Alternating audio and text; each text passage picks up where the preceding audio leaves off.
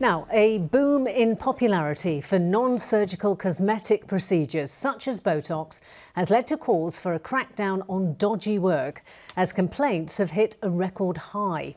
Save Face, which is a national register of practitioners and clinics, received almost 3,000 complaints last year. That's up by a quarter since 2020.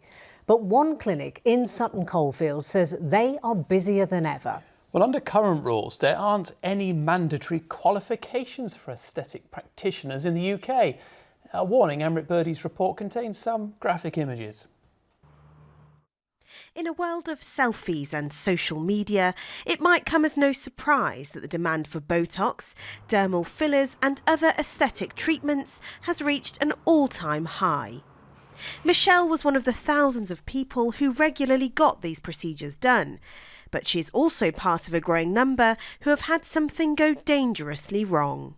My Botox had caused ptosis, so that had leaked into a muscle which had caused a drooping of the eyelid. The misplacement of the filler, which was the swelling that I had under my eye, and my lips had a considerable amount of lumps in them. They'd lost their shape. I struggled to look in the mirror because I felt I looked horrendous. It definitely did, and it's definitely made me think twice about any further treatments or, getting anything done in the future. Michelle told us the clinic she used had been doing these procedures for many years and nothing like that had ever happened before. She was fully refunded for the treatment. Complaints like Michelle's totalled almost 3,000 last year, according to group Save Face, who run a government-approved practitioner register. Just give me a frown if you would.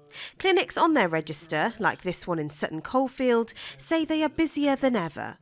I've been in this industry 27 years now, and the demand is certainly going up. Unfortunately, the demand is also going up for non-medical injectors, and I'm seeing an increasing number of patients who are having treatment elsewhere and are coming to me for the treatment to be modified or undone because they're unhappy with the results.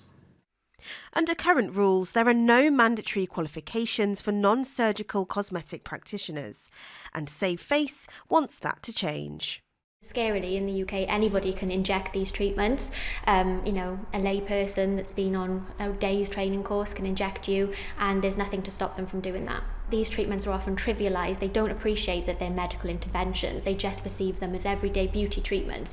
And so that when they see cheap deals and time-limited offers, they think they're getting a bargain, where in actual fact, it ends up costing them far more in the long run because there's a higher chance of complications and adverse reactions.